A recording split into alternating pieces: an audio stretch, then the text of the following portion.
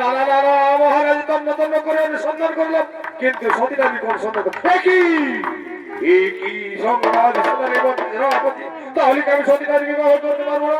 এই ধরনের মাঝারে আমি চিরমর খাবো না, না তা হতে পারে না।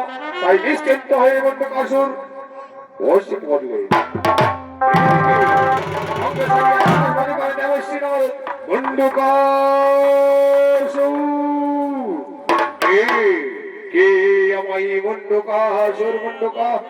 বলে ডাকে, আমি দেবশ্রী নাও দাও, আমি সংবাদ দিচ্ছি নগরের রাজা বৃহৎকেতুর কন্যা সতী রত্নবলা, কিন্তু আজকে তার বিবাহ অতি সত্তর দাও নগরে।